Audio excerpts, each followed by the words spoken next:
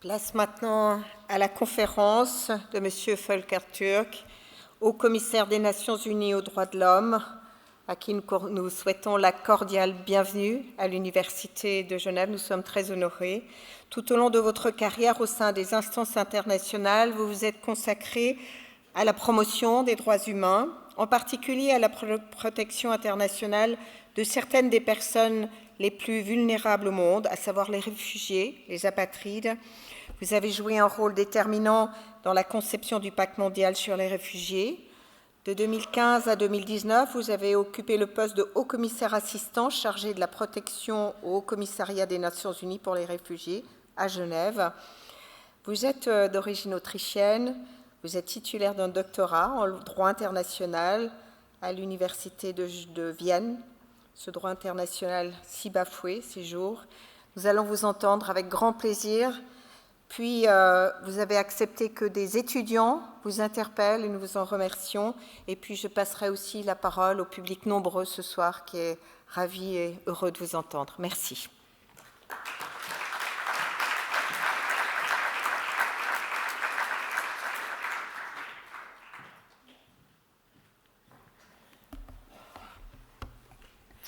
Alors, chers collègues, chers amis, chers étudiants, c'est un grand plaisir d'être ici.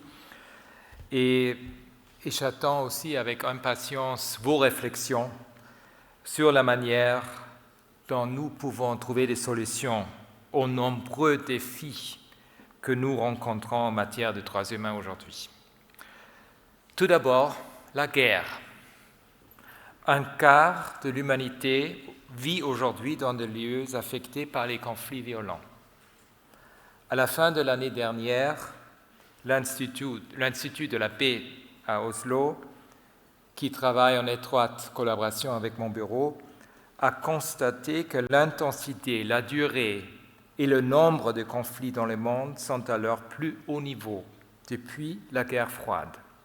On parle aujourd'hui de 55 conflits d'une durée moyenne de 8 à 11 ans.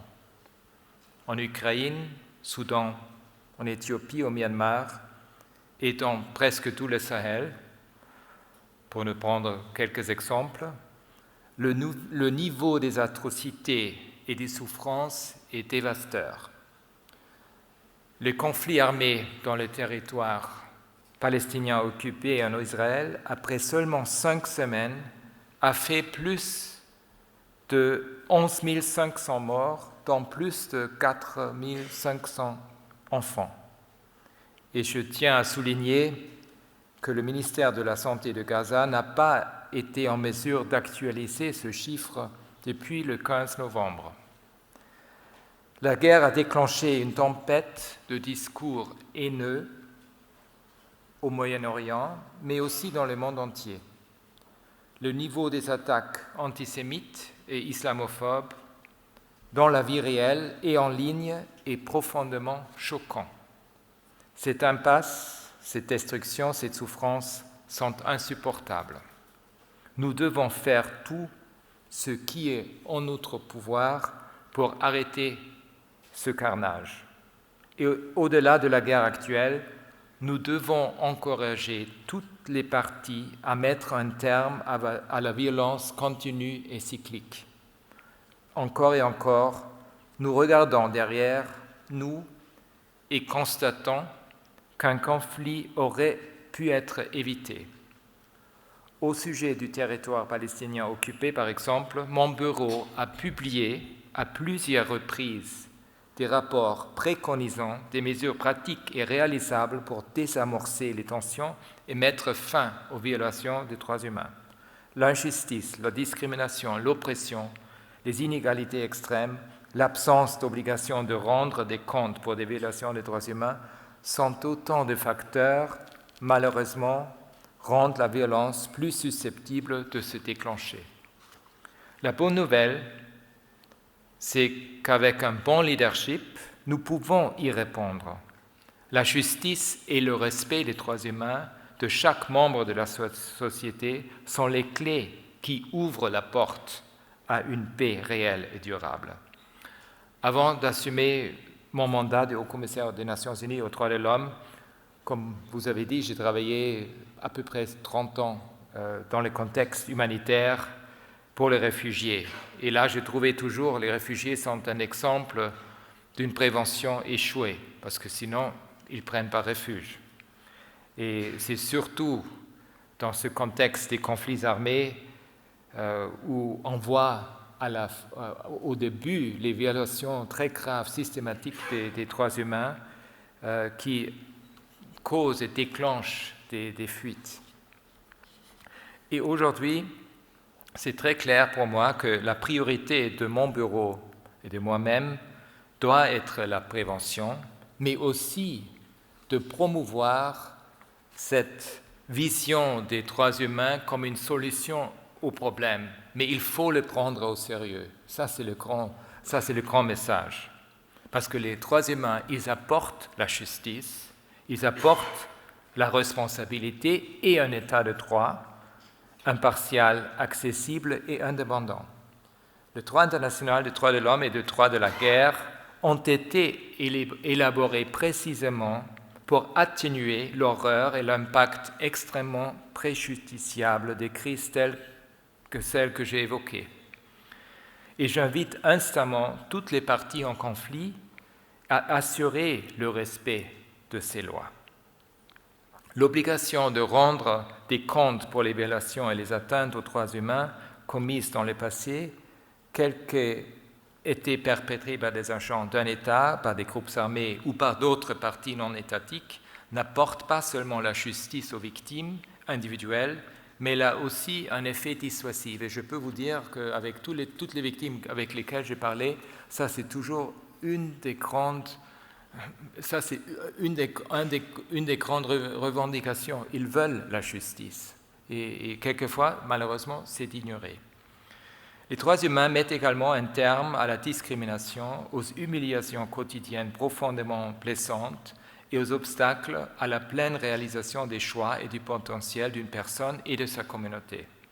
La portée et l'ampleur de la discrimination à l'égard des femmes et des filles constituent l'une des violations des droits humains les plus accablantes dans le monde aujourd'hui.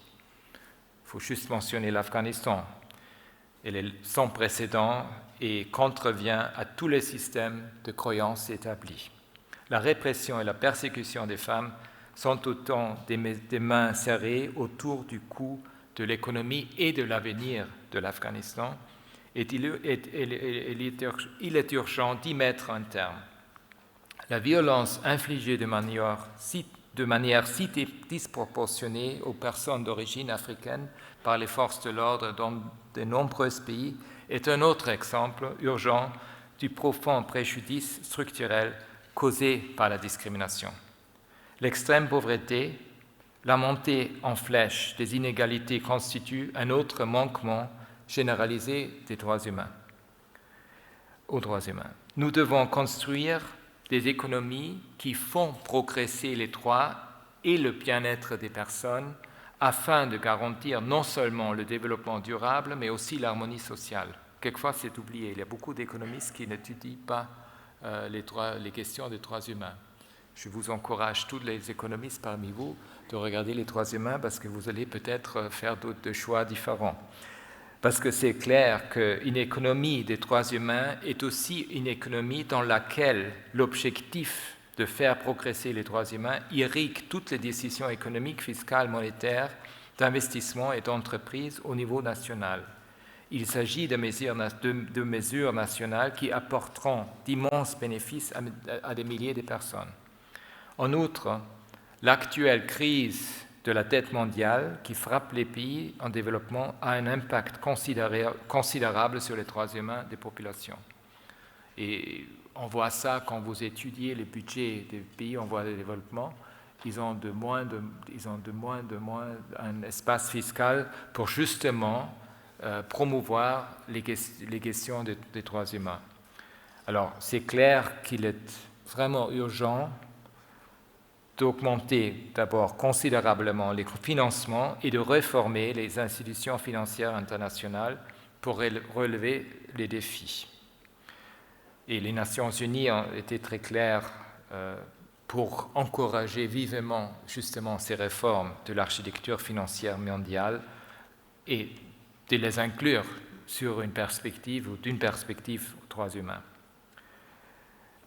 En même temps, je pourrais continuer avec une liste qui est beaucoup plus longue, mais j'aimerais bien aussi soulever les questions des restrictions sévères de l'espace civique qu'on voit de plus en plus dans pas mal de pays. Et c'est vraiment une faiblesse fatale de la gouvernance.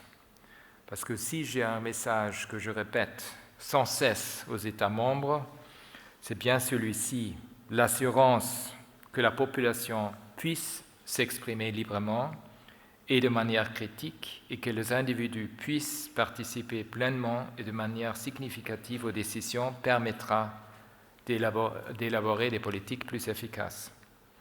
Une telle assurance construira des sociétés plus fortes et plus résistantes. Elle permettra à chaque membre de la société de mettre ses forces et ses talents au service de la recherche de la meilleure solution possible aux problèmes économiques, sociaux et politiques.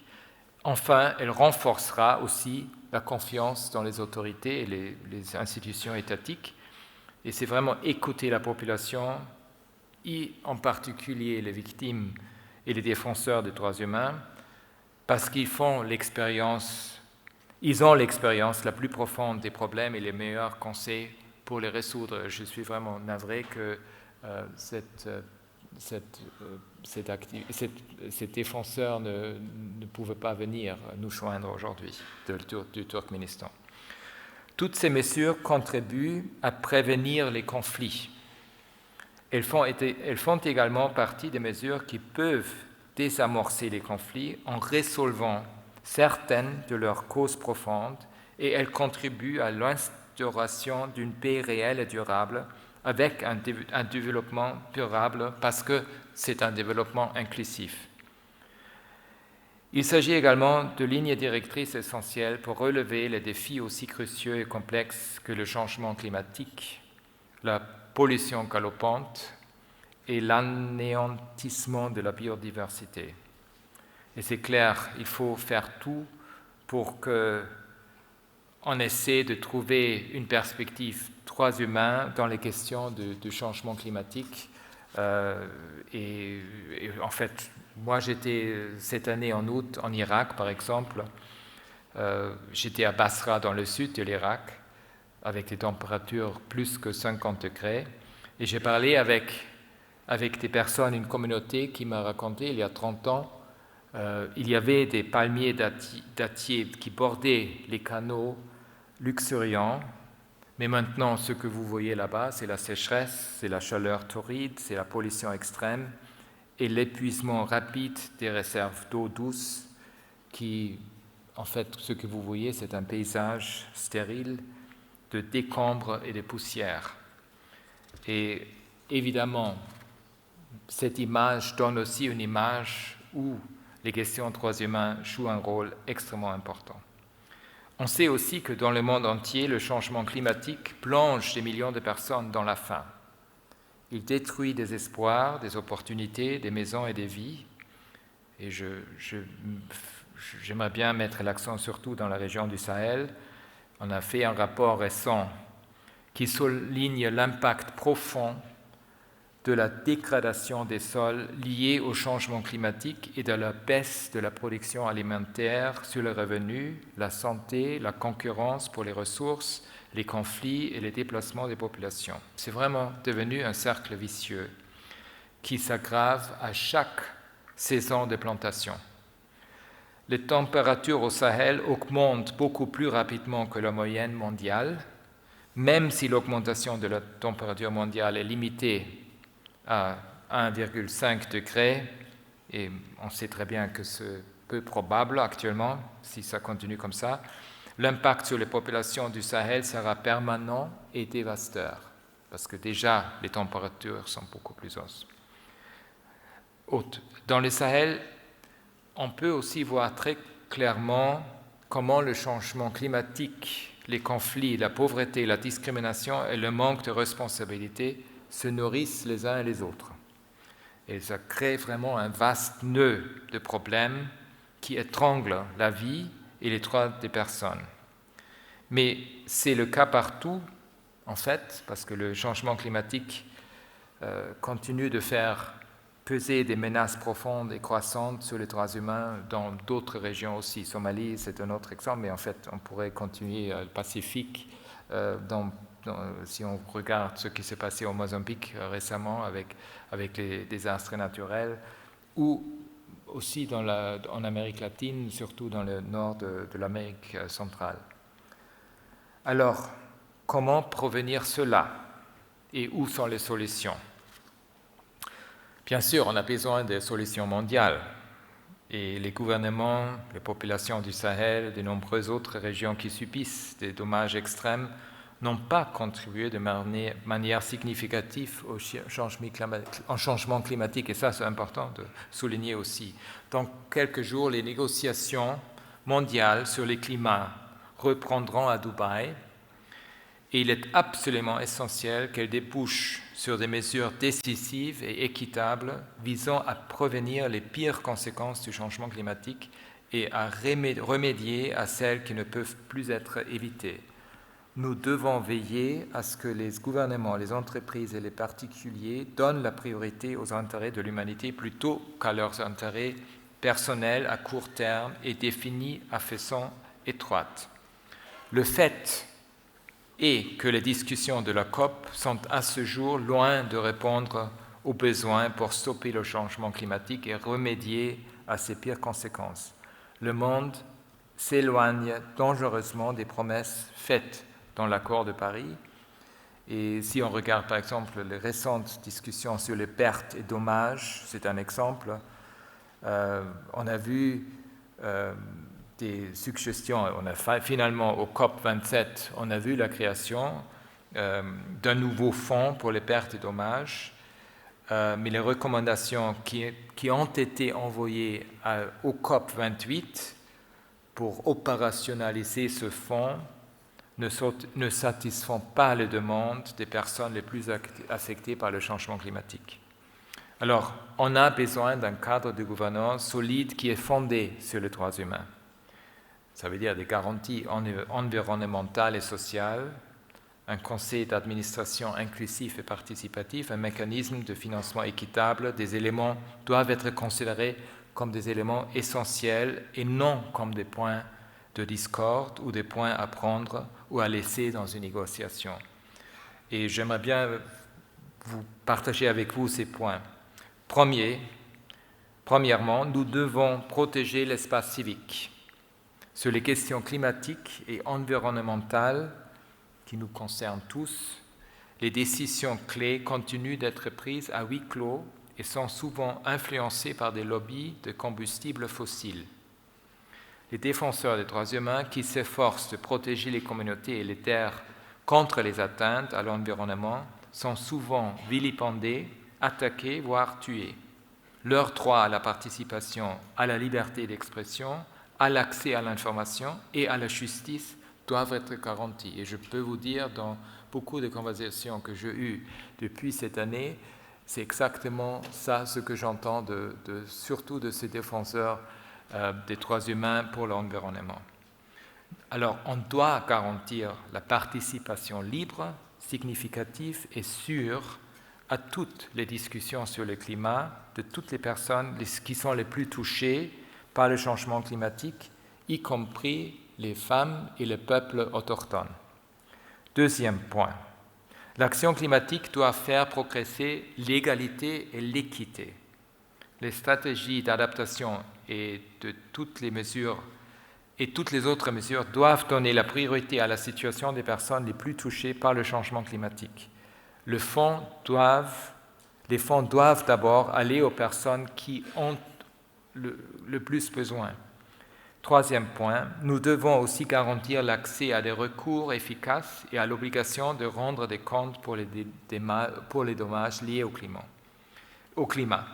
Quatrième point, nous avons besoin de ressources pour une transition rapide et juste qui fasse progresser les droits humains, y compris le droit à un environnement sain, qui était d'ailleurs adopté l'année passée par l'Assemblée générale. Alors ça voit aussi qu'on a la Déclaration universelle des droits de l'homme, mais l'Assemblée générale peut aussi se prononcer, comme on a vu l'année dernière, sur d'autres droits importants. C'est aussi clair qu'au niveau national, on a besoin d'une gouvernance transparente et responsable pour réparer les dommages et renforcer la résilience. La corruption est également un problème climatique. Il est essentiel de veiller à ce que les fonds de financement du climat parviennent aux personnes les plus touchées et les plus vulnérables. Dans tous les pays, nous devons également veiller à ce que les lois et les mesures environnementales fassent l'objet d'une participation et d'une consultation pleine et entière, notamment pour les personnes les plus exposées, et je parle surtout des personnes autochtones, et à ce que les personnes qui expriment des préoccupations au sujet des atteintes à l'environnement et des politiques qui les engendrent soient protégées. Alors si vous regardez ce que je dis, conflit, la guerre, la discrimination, pauvreté, l'étouffement de l'espace civique, la triple crise planétaire, il s'agit de 5 défis immenses qui menacent nos droits et notre monde et qui s'alimentent les uns et les autres. Alors c'est clair que nous devons faire face aux effets cumulés de tous ces problèmes et on est en même temps aussi confronté à d'autres défis comme dans le domaine numérique par exemple, y inclut l'intelligence artificielle et la surveillance. Alors c'est un tableau sombre que je vous donne, mais je veux aussi vous donner de l'espoir. Et j'aimerais bien terminer cette présentation par une histoire que vous avez commencé à raconter. Et c'est vraiment une histoire de la sagesse de nos ancêtres à une époque dont l'obscurité et l'incertitude résonnent avec les nôtres. Si vous n'avez pas lu le livre de Stefan Zweig, Le monde d'hier, je vous le recommande, parce que ça donne vraiment cette image de cette période d'où cette déclaration a été élaborée. Alors, on avait aussi en Europe, il ne faut pas oublier, 60 millions de personnes qui étaient déplacées, en Europe seulement, 60 millions à la fin de la Seconde Guerre mondiale. On avait le génocide, le Holocauste, des millions de personnes tuées. Et aussi, pour la première fois, l'utilisation de l'arme nucléaire, de la bombe atomique, et aussi une dépression économique extrêmement flagrante. Mais dans toutes les régions, les États membres qui existaient à cette époque se sont rassemblés pour créer les Nations Unies et pour élaborer ces déclarations qui avaient la promesse de mettre fin au cycle d'horreur, de destruction et de pauvreté. Alors ils ont élaboré une carte, un texte qui indiquait pour eux-mêmes, mais aussi pour les générations futures, et c'est inclus, le chemin qui mènerait loin de la guerre, un chemin vers la réconciliation des différends, et ils ont planifié, cartographié les étapes qui permettraient de construire des sociétés plus justes, plus égales et donc plus résistantes.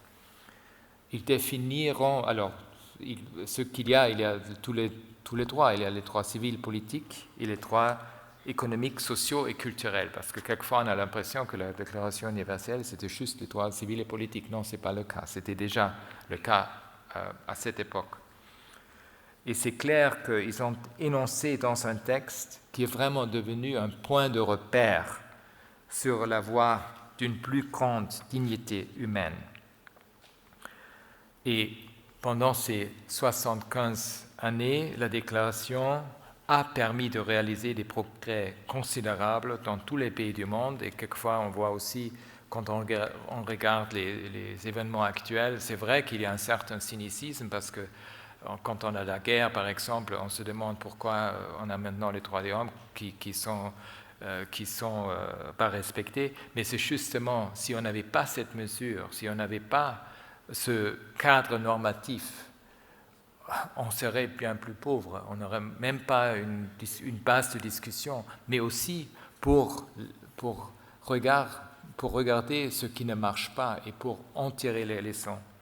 Et il ne faut pas oublier non plus que la déclaration a vraiment inspiré un activisme et une solidarité dynamique, créatif et puissant, qui a permis aux individus et aux communautés de revendiquer leurs droits et de s'engager activement dans leur communauté et leur société.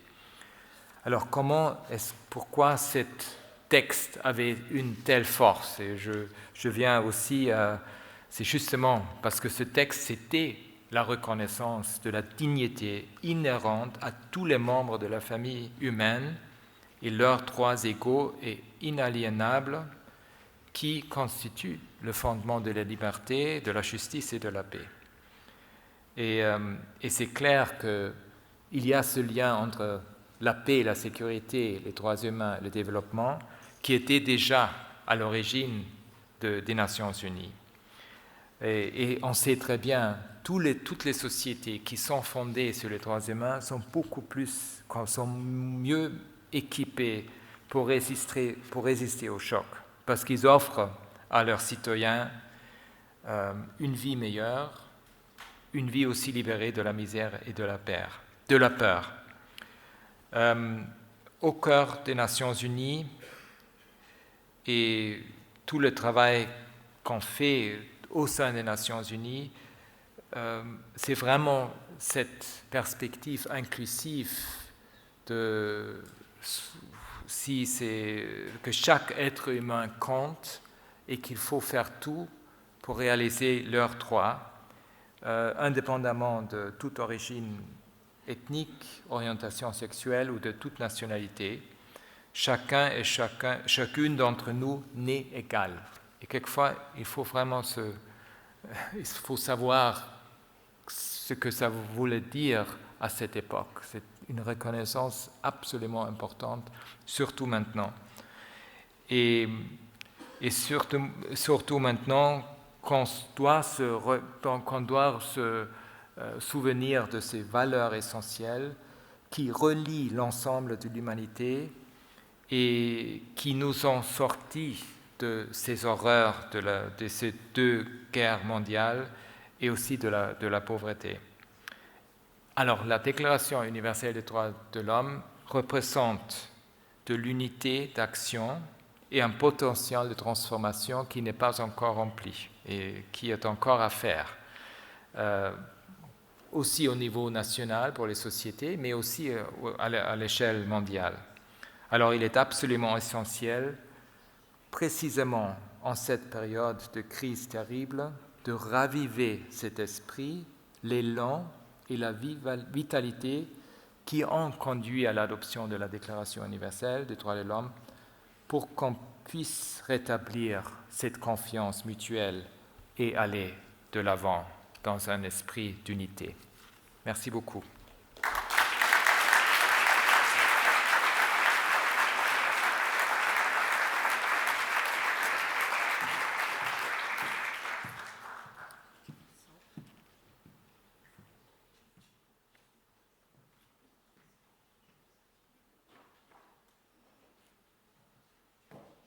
Merci beaucoup, Monsieur le Commissaire, pour ces belles paroles.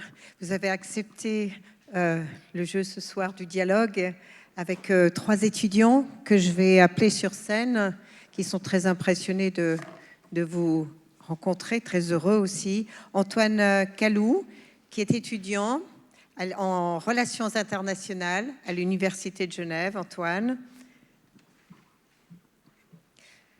Ivomid Johnson, qui est de la Geneva Academy, venez sur scène, et Stefania Di Stefano, qui est du Graduate Institute. Merci beaucoup. Et si vous me permettez, avant de passer la parole aux étudiants, peut-être une question d'actualité. Vous avez terminé sur une note très, très optimiste. Vous avez effectué récemment une mission à Gaza, dont on a beaucoup parlé. Vous avez eu des mots extrêmement forts. Vous avez parlé d'effondrement moral. Vous avez aussi dit que c'est l'une des pires missions qu'il vous avait été donné d'effectuer. Peut-être un commentaire, puisque nous sommes à Genève, sur les violations du droit humanitaire international que l'on peut constater dans ce conflit.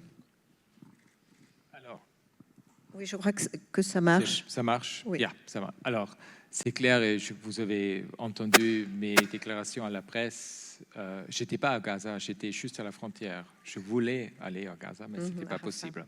J'étais à Rafah, à la frontière, et j'ai vu aussi, j'étais dans un hôpital où il y avait des Palestiniens qui étaient très blessés, qui étaient traités. Et c'est clair, quand on voit une situation comme ça, alors on se demande pourquoi le droit international humanitaire et le droit international des droits humains n'est pas une force beaucoup plus forte, en fait, n'a pas une force qui peut influencer les événements. On a vu quand même, au moins, il y avait une certaine évolution, que tout le monde maintenant demande le respect du droit international humanitaire et le respect des droits humains. Mais ce n'est pas assez. Parce que pour moi, il y a aussi, quand on est face aux violations graves du droit international humanitaire, il y a aussi une question de responsabilité et de la justice. Et on ne peut plus éviter ça, parce que là, c'était une des choses qui nous ont manqué pendant très longtemps. Et il faut absolument qu'on regarde, surtout quand il y a aussi quand on a des narratifs qui se contredisent, il faut avoir des enquêtes qui regardent ça de tout près pour aussi aller là-dedans et identifier ce qui s'est passé. J'étais très content que aussi la Cour internationale, le procureur général de la Cour internationale criminelle, il a commencé des enquêtes et c'est très important. Je vais passer la parole pour une première question à Ayomide Johnson de la Geneva Academy. I think you will speak in English. Yeah, speak in English. Thank you very much, High Commissioner. And it's been a pleasure listening to your presentation. So my question is, it's been 75 years since the adoption of the Universal Declaration of Human Rights in 1948. And while we must acknowledge that there's been substantial progress in relation to human rights in the world, we also need to admit, like you rightly did in your presentation, that there's been some lapses. There's been occurrences of human rights violations. And while some of them have been prominent in the media, there's been a lot of them that appears that they've been forgotten. And examples of the ones who have been prominent in the media are, everybody knows the Ukrainian war, the Russia-Ukraine conflict, as well as the Israel-Palestine war. However, we have situations in Myanmar, situations in Karabakh, situations in Tigray, in Ethiopia, which appears hasn't enjoyed that same level of prominence. So I would love to ask, how would you and your good office approach the question of information asymmetry? You know, how can we ensure that, you know, more effort is placed into ensuring that the Global South is not excluded? Thank you. Oui, non, okay. En anglais ou en français? Comme vous, je ne say sais it pas, in English. En anglais, en français. Je crois qu'on peut, plus ou moins, Ouais. tout le monde parle un peu toutes les langues. Alors, c'est clair que, comme vous dites, 75... Alors, on a 75 ans de la Déclaration universelle des droits de l'homme. Il y avait beaucoup de succès et il faut toujours se souvenir de ces succès, y inclut, je peux vous dire, le fait que le régime d'apartheid en Afrique du Sud était éliminé. C'est aussi à cause de ces mouvements de droits humains. C'est-à-dire, il y avait beaucoup de gens de ma génération qui ont lutté contre ce régime d'apartheid. Et c'est intéressant, comme Nelson Mandela, il a choisi le 10 décembre comme la date pour inaugurer la constitution, la nouvelle constitution sud-africaine, justement parce qu'il voulait le faire le jour de l'adoption de la Déclaration universelle des droits de l'homme. Alors, quand on parle de tout ce qui ne marche pas, il faut toujours voir que cette force transformatrice des questions des droits de l'homme est extrêmement puissante et il faut toujours la chercher. Je suis d'accord avec vous que les médias n'ont pas la capacité de couvrir tout ce qu'ils devraient couvrir pour aussi mettre l'alerte sur des choses importantes. Moi, et je pense dans le système des droits humains, on a le Conseil des droits de l'homme, par exemple. Là, on discute toutes ces situations dont vous parlez. On a des discussions, on essaie de trouver des solutions. Alors, c'est pas que c'est oublié. Moi-même, quand je vois qu'il y a une certaine situation qui n'atteint pas l'attention du public, j'étais en Haïti, par exemple, au début de cette année, parce que j'ai trouvé que Haïti, personne n'en parle, mais nos collègues sur le terrain nous ont envoyé des documents atroces sur tout ce qui se passe avec le pays en Haïti, mais on n'en parle pas. On parlait pendant un certain temps, mais on ne parlait pas. Alors pour moi, c'était très important de mettre l'accent là-dessus. Comme au Soudan, on ne parle plus du Soudan, mais il y a encore il y a des graves violations qui se passent actuellement.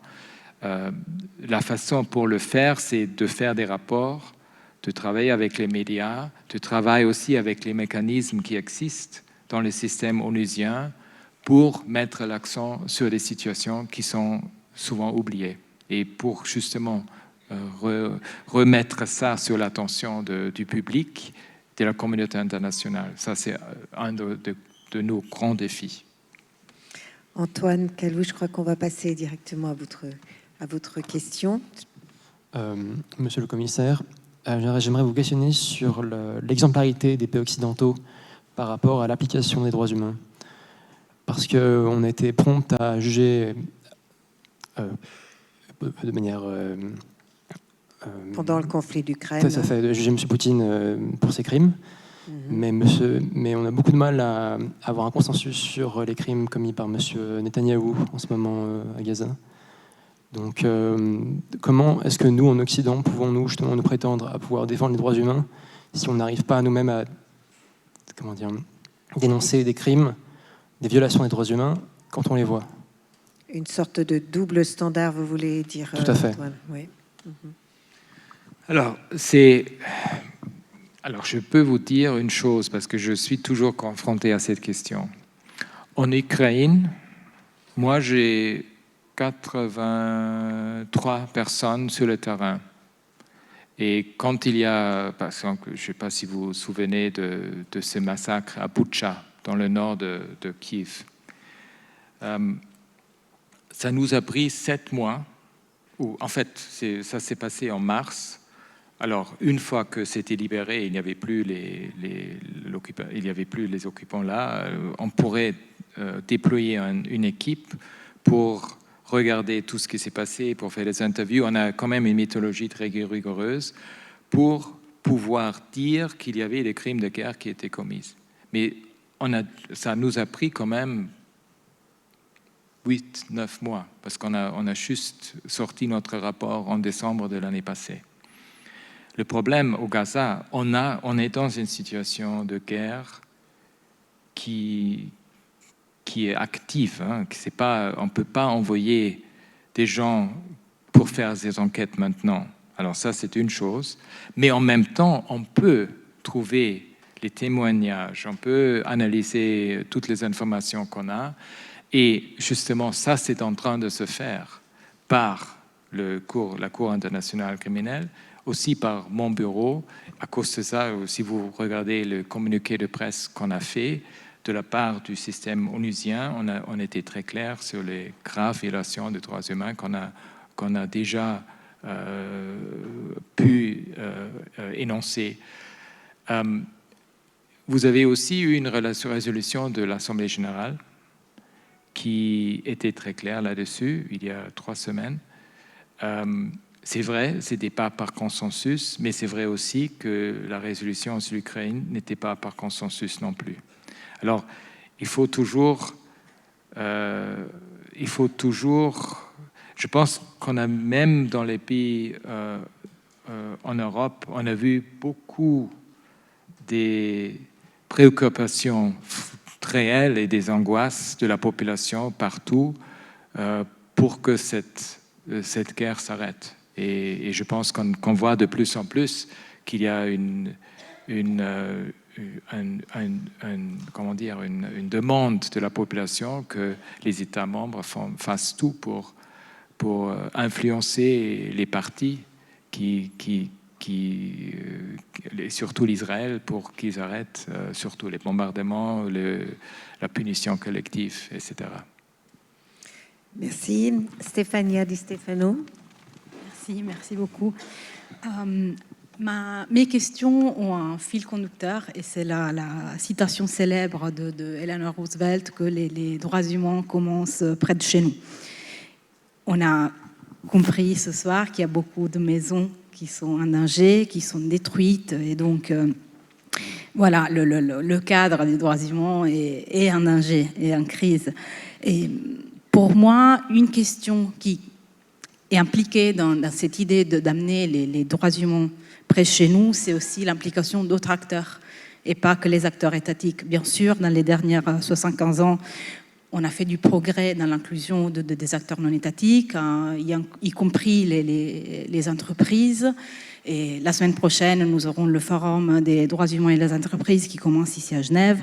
Mais on voit aussi que les entreprises sont impliquées dans des flagrantes violations des droits humains. Si je pense à mon domaine de recherche, les réseaux sociaux et la liberté d'expression, et si on pense aussi à la situation actuelle dans le conflit à Gaza, on voit le rôle des réseaux sociaux qui, bien sûr, nous permet de suivre ce qui se passe sur le terrain, mais on voit aussi des informations, discrimination, incitation à la haine, censure. Est-ce que le cadre des droits humains est adéquat pour nous protéger des violations commises par les entreprises et les acteurs non étatiques? Merci. C'est une question très importante parce que justement, c'est un des domaines où il faut travailler beaucoup plus. Il y a, vous êtes au courant bien sûr, des principes directeurs, question des droits humains et les entreprises. J'ai une petite équipe qui travaille là-dessus, 100%, parce que, et quelquefois ce sont des discussions très difficiles. C'est plus facile quelquefois pour les grandes entreprises, c'est plus facile d'avoir ce dialogue avec eux et de se concentrer avec eux sur ces questions. C'est beaucoup plus difficile avec les entreprises moyennes et petites, parce que quelquefois ils disent on n'a pas les ressources pour faire des... Alors là, je ne sais pas en français, de Human Rights Due Diligence et en fait la... Oui. Alors il y a quand même des règles que les droits humains offrent comme solution justement pour que les entreprises ne violent pas les droits humains. C'est intéressant parce que j'étais au Canada et là, et je pense que c'est la seule institution d'ailleurs, il y a même une ombudsman. Ombudsman, on dit en français aussi, Oui. qui n'est pas responsable pour ce qui se passe au Canada, mais qui est responsable pour toutes les entreprises canadiennes à l'extérieur. C'est-à-dire, tout le monde peut porter plainte contre une entreprise canadienne à l'étranger parce que ça pourrait violer les droits humains. Et ça, c'est intéressant comme approche. Je pense, en Europe aussi, on a maintenant une discussion dans le contexte de l'Union européenne pour regarder tous le supply chain, alors à plusieurs niveaux, où on pourrait avoir justement des violations, des infractions des droits humains. Et je pense justement que cette discussion est extrêmement importante. Je suis d'accord avec vous. On va faire encore tout à l'heure une autre ronde de questions pour les étudiants, mais j'aimerais peut-être passer la parole à la salle. S'il y a des questions de votre part, je vous demanderai de vous présenter, pas d'exposer, mais vraiment des questions à poser au commissaire des Nations Unies aux droits de l'homme. Des micros vont circuler. Je ne sais pas, levez la main si vous en avez. Oui, devant. J'en aurais un déjà. Oui, il y a deux questions en même temps. Alors, levez-vous et posez votre question, monsieur. C'est à moi? Oui, parce que on ne vous Bonsoir. voit pas très bien à cause des lumières. Voilà, mais je vous passe la parole et puis ensuite, madame.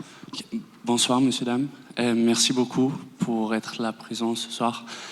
Juste dans votre première réponse, or rather in English, you answered that it's hard to be sure about human rights violations and that it takes time to measure them.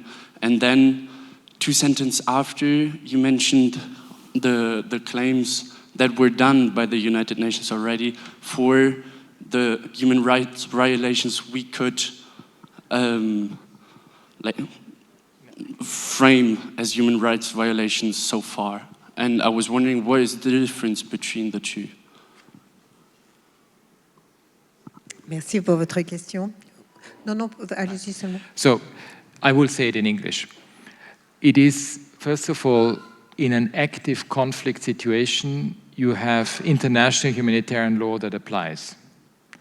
But you also have international human rights law applies, but it becomes a very complicated, I mean, for all those of you who study law, they know that very well, it becomes quite complicated. So if you look at the application of international humanitarian law, there are very clear rules about protection of civilians. There are very clear principles of precaution, distinction, and proportionality. And these have to be applied when you conduct military action. For instance, it was very clear what happened on the part of what Hamas did in Israel, because it was killing of civilians and abduction of civilians, and taking them hostage. IHL and human rights are very clear. These are violations. When you look at the blockade of Gaza, if you look at the military response by Israel, if you look at the blockade by Gaza, where for a very long time, and even now it's very difficult, you cannot get food, medical supplies in a number and to a measure that is sufficient, these are breaches of international humanitarian law. The same with bombardments that are disproportionate and where you see the killings of children or of civilians. I mean, it's not even a question whether you're a child or not. If it's civilians, there is a prohibition of killing of civilians. You could always have, in all conflicts, you always have incidental civilian loss, but it is becoming a very complicated question of how you actually define this under certain, and what is the level of proportionality. So as a result, these are very complex legal issues, but some of the things that we can already establish now are very clear. You cannot tell a civilian population to evacuate within 24 hours. But there are very strict rules that apply in such circumstances, the same when it comes to the blockade. Madame. Bonjour, Monsieur Turc. Je suis étudiante en 2e année de relations internationales. Je m'appelle Amaya. Et d'abord, je voulais vous remercier de venir discuter avec nous, les étudiants. C'est très important que vous ayez décidé de venir à répondre à nos questions. Et moi, j'avais du coup une question par rapport à votre discours et à la fin où vous avez dit qu'il y a tout de même de l'espoir parce qu'après la Deuxième Guerre mondiale, on a pu créer des normes pour améliorer finalement la situation des droits humains dans le monde. Donc aujourd'hui, qu'est-ce qu'on devrait faire pour qu'il y ait une restructuration, par exemple, de l'ONU ou encore de la communauté internationale pour qu'on finalement puisse avoir un réel impact sur le respect des droits humains? Merci. Bon, c'est intéressant parce qu'il y a toute une discussion qui a commencé il y a quelques années après la pandémie de Covid pour regarder à nouveau, est-ce que le contexte multilatéral est toujours adéquat aux besoins? Parce qu'on a vu avec la pandémie que c'était un choc global et le système n'était pas tellement adéquat à répondre. Parce que, par exemple, juste les questions des vaccins, et ça, c'est quelque chose, c'est une des merveilles de la science, que justement, on a trouvé un vaccin en un an. Et normalement, ça prend 7-8 ans avant. Ça a pris beaucoup. C'est vraiment une merveille de la science. Alors, qu'est-ce qui s'est passé? Pour atténuer les conséquences de cette pandémie, il fallait vacciner la population mondiale, à peu près 75% de la population mondiale. Si vous regardez comment ce n'était pas possible de le faire, ça nous montre très bien que le système multilatéral n'a pas fonctionné à faire face à cette question. Alors, il y a plusieurs d'autres développements, comme je vous ai dit, les effets économiques, les questions de dette, le fait que l'espace fiscal, dans beaucoup de pays en voie de développement, c'est raccourci, et ça montre qu'il y a, dans certaines situations, il n'y a plus d'espace fiscal pour l'accès à l'éducation, pour établir des systèmes de santé adéquats. Et ça montre que, justement, il faut revoir les systèmes aujourd'hui s'ils sont toujours adéquats aux besoins d'aujourd'hui, et surtout dans le changement climatique. On a eu l'accord de Paris, mais en fait, ça marche. La mise en œuvre avec les COPs, c'est pas à la hauteur des attentes pour résoudre ça. L'année prochaine, il y a le sommet du futur. Je ne sais pas si vous avez entendu parler de ça. Il y avait un rapport du secrétaire général qui est sorti, l'agenda commun que je peux vous recommander tous. Et justement, parce qu'on a reconnu qu'on a les problèmes de la guerre, la crise triple planétaire, les inégalités, qu'il faut regarder à nouveau les grands défis du monde et regarder justement aussi les institutions, comment est-ce qu'on peut faire plus. Ça inclut aussi les questions des droits de l'homme, ça c'est clair. Et de regarder aussi, est-ce que les mécanismes qu'on a actuellement sont encore adéquats à faire face à ces défis.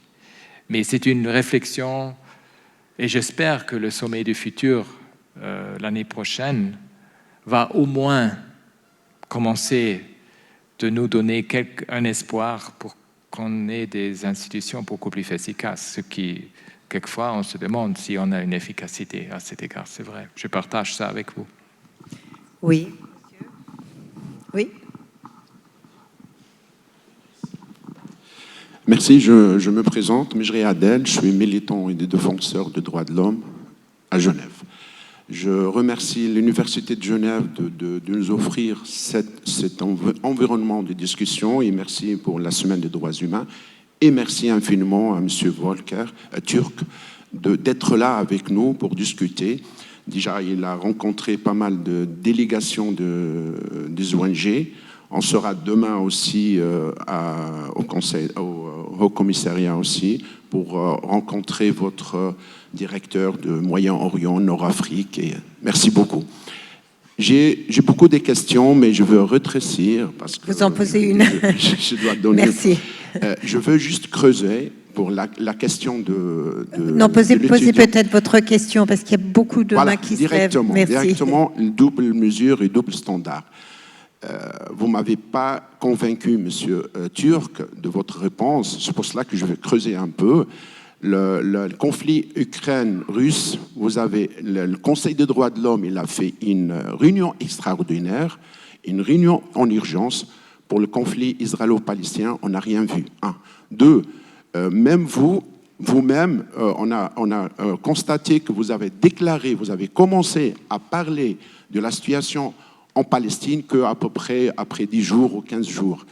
Donc, je dis pourquoi, comment on peut expliquer ces doubles mesures et aussi comment vous avez fait pour défendre les droits humains en Palestine et au territoire occupé. Ma deuxième question... Non, attendez, on va rester vraiment sur la première question, elle est très intéressante. J'ai deux autres. Non, non, on va rester vraiment sur la première question qui est importante et donner l'occasion à Monsieur Turc de vous répondre. Une Merci, proposition, monsieur. Je peux proposition. Oui, conclusion, oui. Proposition et conclusion. Le Conseil de sécurité, quand on doit mettre les génocides et les crimes de guerre, on ne peut pas faire de veto s'il y a du génocide et crimes de guerre. Ça, c'est une proposition à élaborer et à présenter. Merci beaucoup, monsieur. madame. Merci. Alors, je vous invite, tout d'abord, le Conseil des droits de l'homme, ce n'est pas quelque chose que moi je gère.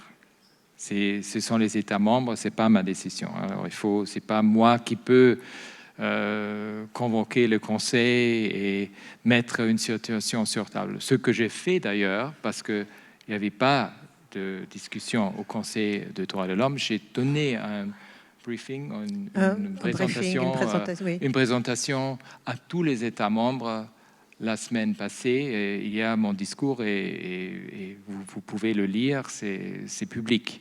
Et j'ai donné ça, en fait, j'ai fait ce briefing la semaine passée. Et je vous invite aussi à regarder tous les communiqués de presse qu'on a fait dès le début. Parce que si vous le lisez, vous allez voir qu'on était très, très clair. Et je vous invite aussi à regarder le discours que j'avais fait, le premier discours en mars de cette année, sur les questions du territoire palestinien occupé, où j'ai fait une liste de toutes les recommandations qu'on a fait depuis des années, parce que c'est une situation extrêmement bien documentée par mon bureau. On a quand même eu, si vous voulez comparer ça avec l'Ukraine, les questions du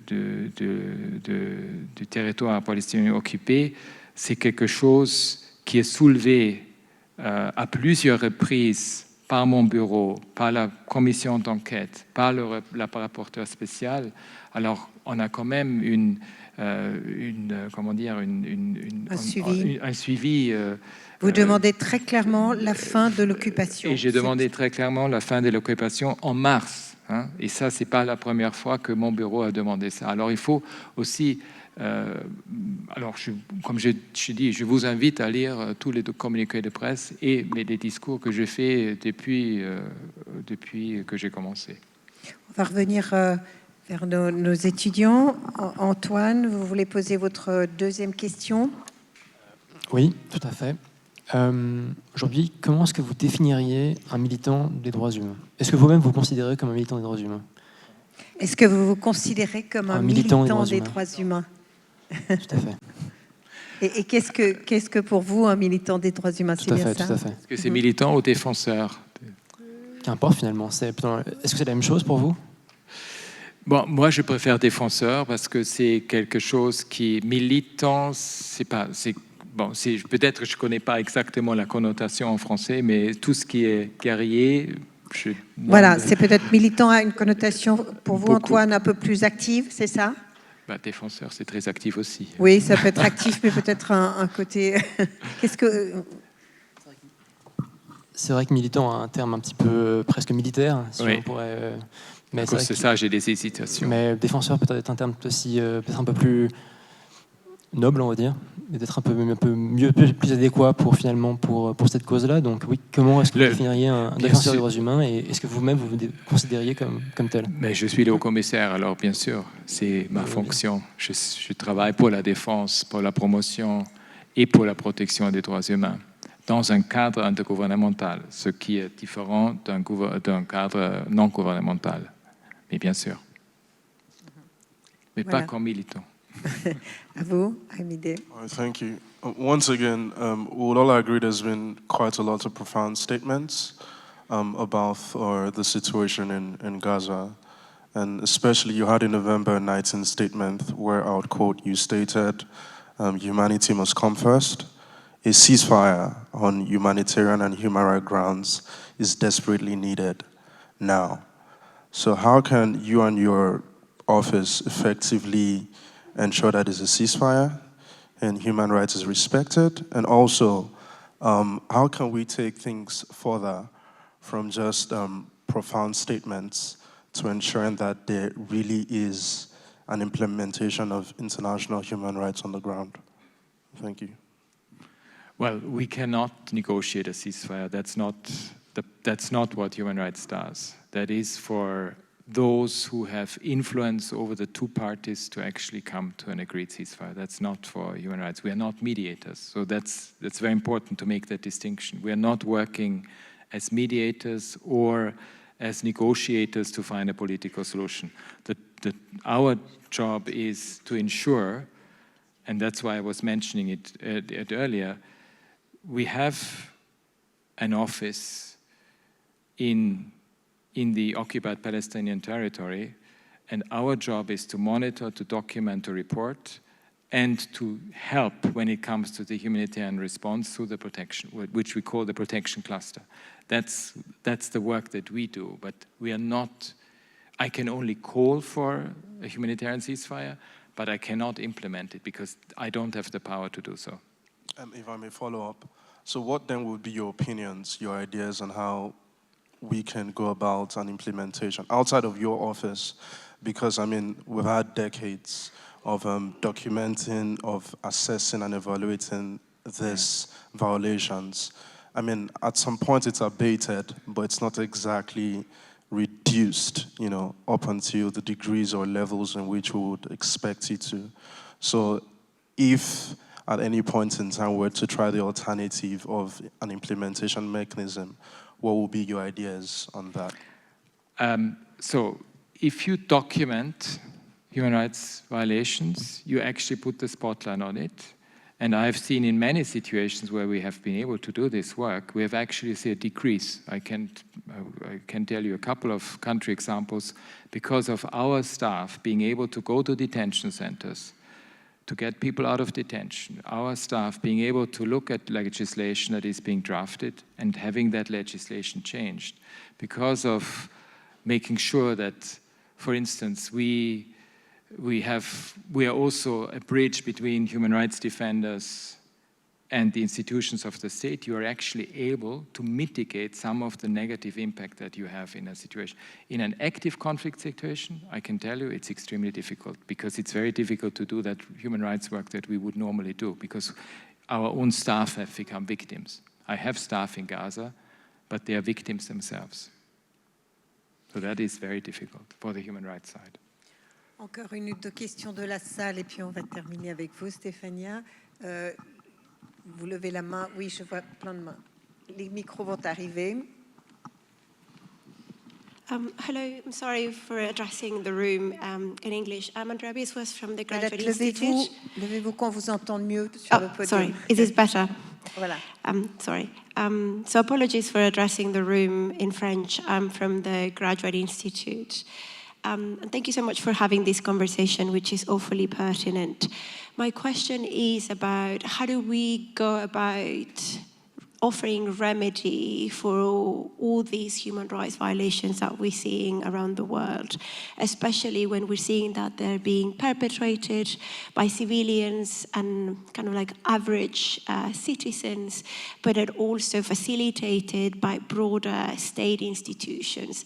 How does a future of conviviality or of respect or of peaceful coexistence can look like in places where it seems that we are one step away from genocide at all points? Peut-être on va prendre la question à côté, puisqu'il y a une personne juste à côté qui avait levé la main. Ou est-ce que je vous ai bien vu, madame? Non. Vous voulez répondre? You know, one of the things that we see always missing, especially in conflict situations, Sudan is, by the way, a good example, is the lack of accountability. And we have seen in some situations where you got countries out of conflict is actually transitional justice and truth-telling. And if you don't, and ending of impunity, if you don't have it, we see that you relapse into conflict again and again and again. So I hope that our call to take justice and accountability and remedial action seriously is going to be heard much more, including in peace processes, because sometimes it's unfortunately forgotten. And we have done a lot of work on transitional justice issues, and we really think it needs to be much more serious than what we have seen so far. But there are examples, South Africa again is a good example where it has worked. In other instances, we have seen it work and not so work, but it is really important because otherwise you have deep-seated grievances within populations. And I know that from victims, if they don't hear it, if they don't see that there is some reckoning of the past, it is not going to work. By the way, the same also for missing persons. I mean, we have promoted a special institution for missing persons for the Syria conflict, for example. We know that those who have, family members, loved ones who have missing persons, it's something that stays with you for your whole life. So we need to find solutions to this type of issues. Otherwise, we know that this just keeps on, and we need to find some sort of truth-telling, and also not only at the individual level, but also at the collective level. Vous avez évoqué plusieurs fois, le Soudan a été évoqué plusieurs fois ce soir.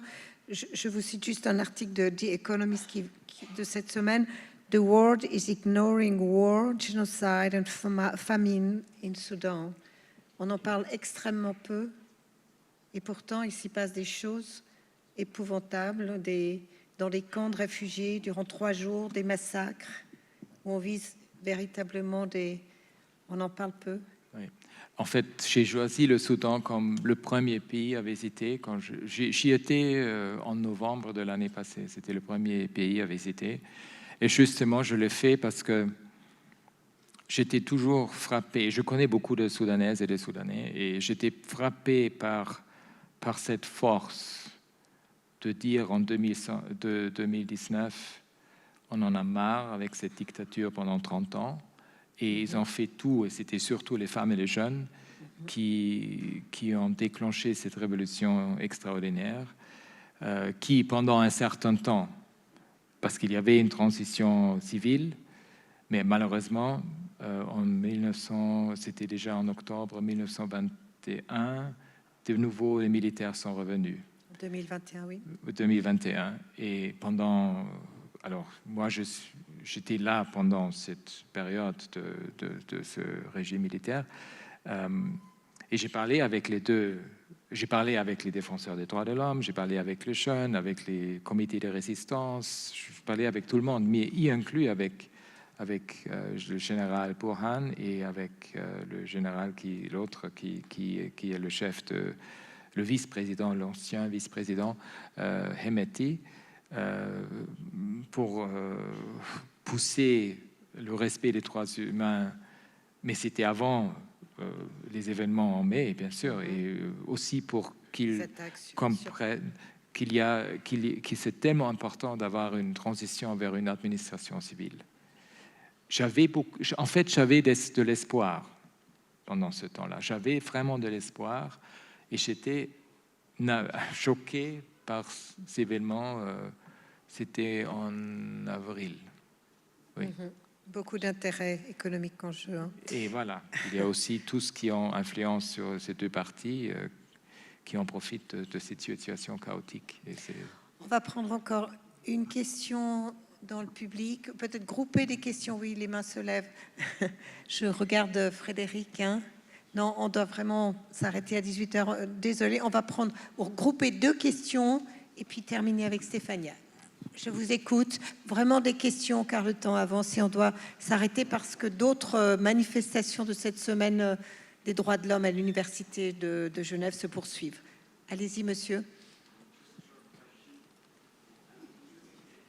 Je crois que le micro ne fonctionne pas. Attendez. Allez-y, allez-y.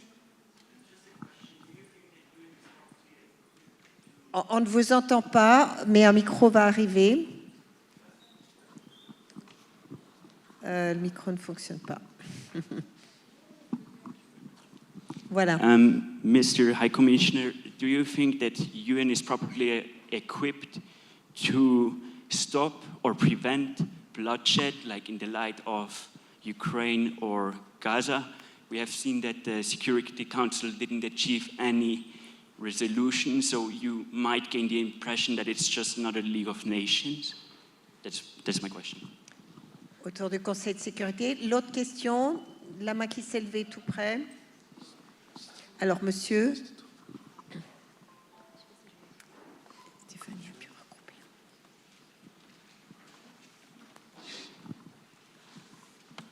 Good evening. I'm going to do my question in English. I'm a student from the Geneva Academy. And my question was with regards what you have mentioned in your discourse about economics should know about human rights, and I think it's a must. But my question is also, what about the other way around as well? Because in most of the South global countries, we can see that human rights sector and economic sector are like water and oil. No, they are in permanent conflict and clashes.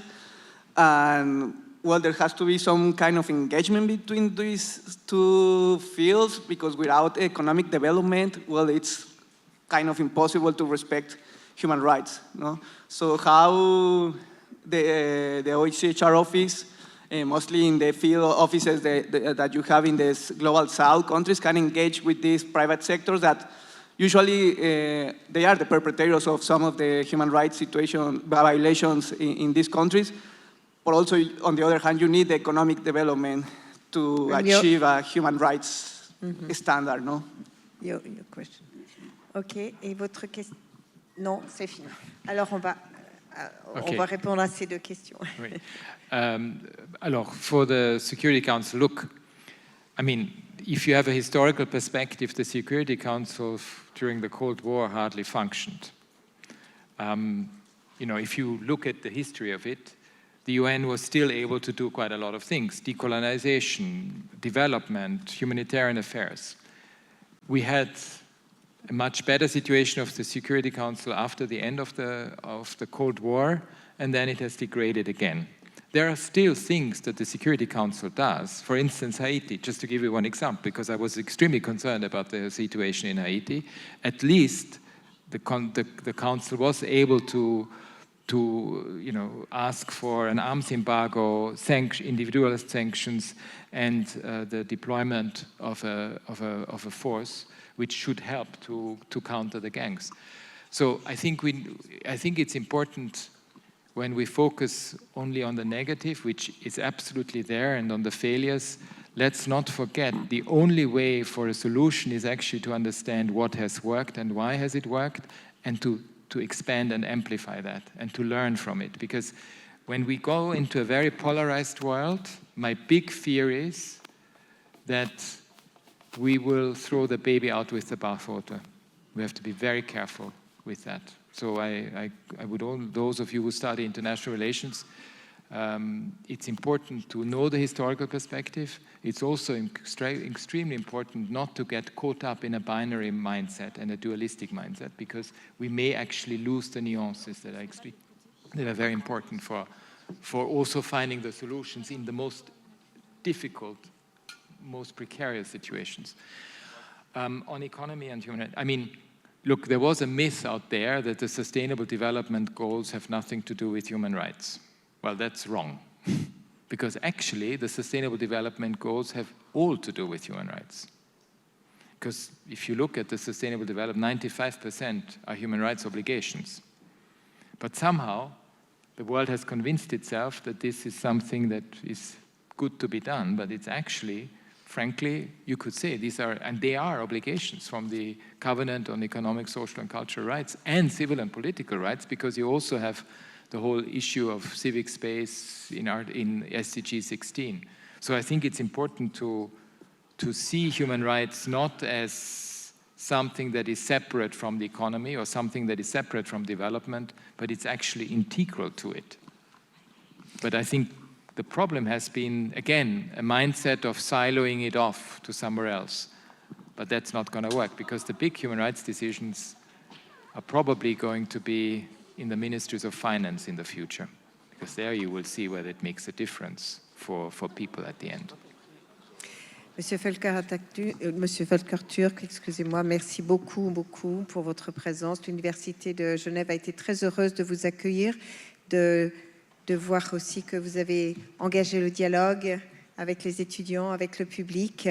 On retiendra que les organisations internationales ne sont pas parfaites, les textes internationaux, les conventions, mais qu'elles existent. C'est un peu le sens de tout ce que vous nous avez dit. Je vais passer la parole en guise de conclusion à Monsieur l'ambassadeur, Monsieur Jérôme Bonnafont, ambassadeur représentant permanent de la France auprès de l'Office des Nations Unies à Genève et des organisations internationales en Suisse, pour une parole de conclusion. Merci beaucoup.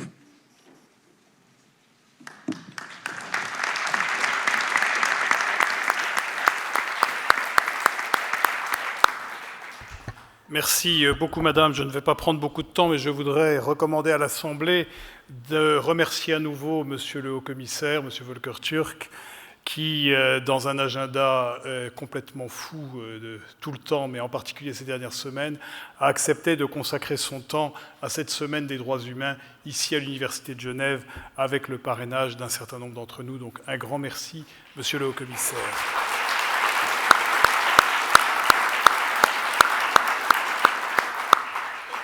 Je voudrais également rappeler à chacune et chacun d'entre vous que chaque génération regarde avec consternation le triste état du monde dans lequel ses parents la laissent. Nous avons regardé avec consternation l'état du monde que nous laissaient nos parents, n'est-ce pas, cher Volker? Nous avons travaillé comme nous pouvions et nous travaillons encore comme nous pouvons à l'améliorer, et nous constatons avec regret qu'un certain nombre des démons que nous pensions définitivement enterrés, comme l'oppression et la guerre, sont plus vivants que jamais. Et il appartient à chaque nouvelle génération de s'appuyer sur ce que la précédente lui laisse et de travailler à essayer de corriger les erreurs que cette génération a faites. Le monde d'avant n'était pas meilleur. Volker-Türk le rappelait, quand on faisait son service militaire dans les années 80, le troisième jour de la manœuvre, c'était le jour de l'alerte nucléaire. C'était le jour de la grande inconnue sur ce qui allait se passer ensuite. Ce n'était pas beaucoup mieux qu'aujourd'hui. Et si on remonte de génération en génération, on décline le triste état d'un monde dans lequel il y a 3 ou 4 générations, la majorité des enfants dans une famille mouraient avant d'avoir atteint 5 ans, la majorité des adultes mouraient avant d'avoir atteint 40 ans, et la majorité de la population ne savait pas ce qu'elle mangerait le lendemain. Et ce qui est très impressionnant dans ce que nous vivons aujourd'hui, c'est qu'il vous est demandé à vous, génération qui arrive, de consolider l'édifice d'une mondialisation qui s'est faite quasi spontanément sur le plan économique, mais qui reste balbutiante sur le plan politique, sur le plan social, sur le plan des valeurs. Et il est extrêmement important, me semble-t-il, que chacun de nous réfléchisse sur les institutions démocratiques qui ont été construites dans les pays qui s'y sont le plus attelés, pour se demander comment ils vont transférer au niveau régional et mondial l'esprit de ces institutions. Cela passe par la démocratie, une personne, une voix, égale dignité de toutes les personnes sur tous les continents. Cela passe par le social. Si nous avons construit l'assurance maladie, l'assurance chômage, l'assurance retraite, les prestations familiales dans nos pays, c'est bien parce que nous constations que l'économie à elle seule n'était pas capable de le faire. Et le raisonnement que nous avons tenu à l'échelle nationale et parfois régionale, il faut le tenir à l'échelle mondiale. Et ce sera la tâche d'une génération entière. Le triste état dans lequel la planète est actuellement sur le plan écologique, il ne faut pas en blâmer ceux qui nous ont précédés, car ceux qui nous ont précédés ont construit ce qui nous permet de manger à notre faim, de voyager partout, mais il y a maintenant des effets secondaires dramatiques. auquel il faut s'atteler. Et s'y atteler sera une tâche des droits humains de cette génération qui est en train de finir ses fonctions et de la génération qui est en train d'arriver. Et c'est une tâche absolument passionnante que de construire une écologie du progrès, une écologie des droits de l'homme, des droits de la personne humaine, une écologie positive, dirais-je, pour reprendre une formule parfois employée. Et il est un autre chantier qui est devant vous et qui, lui, est totalement énigmatique. C'est le chantier de la préservation de l'intégrité de la personne humaine devant les progrès scientifiques, de l'intelligence artificielle, des réseaux, de la biotechnologie. Comment va-t-on protéger l'intégrité de la personne humaine devant ces gigantesques progrès scientifiques et technologiques qui vont être porteurs d'immenses progrès en soi, mais qui sont porteurs d'une immense inconnue sur l'intégrité de la personne humaine. Alors évidemment, il faut, avec acharnement, avec détermination, c'est le rôle de l'ONU, travailler à arrêter les guerres partout où elles sont, à Gaza, en Ukraine, au Soudan, en Éthiopie, la liste est trop longue.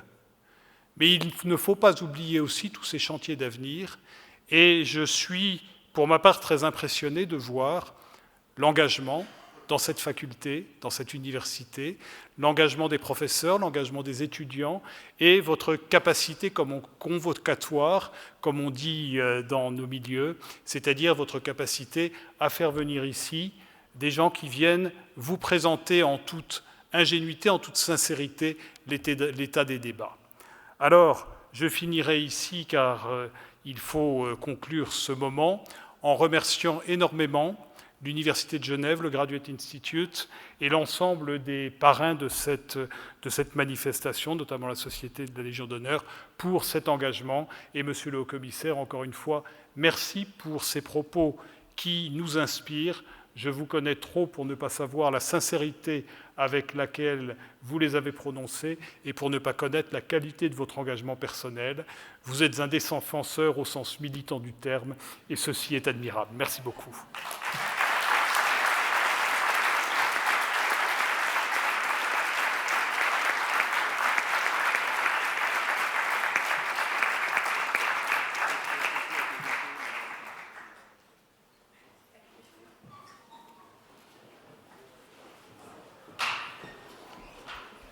Voilà, mesdames, messieurs,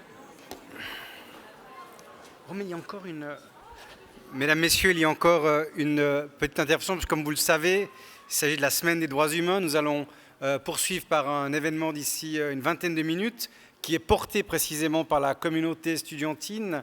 Et j'invite Yasmine Berada de l'association AESPRI vous présenter rapidement quelques mots et surtout vous inviter à rester pour le début de ces Geneva Human Rights Talks qui commencent à 18h30. Bonjour, juste 2 minutes pour vous inviter chaleureusement à au prochain événement organisé par les associations étudiantes. Donc, c'est une conférence qui a le privilège d'accueillir Madame Doris Angst, experte en droits humains, Monsieur Federico Vilga, président du Conseil des droits de l'homme en 2022, et ainsi que Monsieur Filip Vulovic, activiste serbe, membre de l'International Human Rights Defenders et du board de la Pride de Belgrade. Et c'est une organisation défendant les droits des LGBTQIA+. C'est un événement unique qui rassemble donc 3 grandes personnalités et qui a été organisé par les associations Forhouse, Amnesty ainsi que AESPRI. Donc on vous attend à 18h30 dans cette même salle. Merci.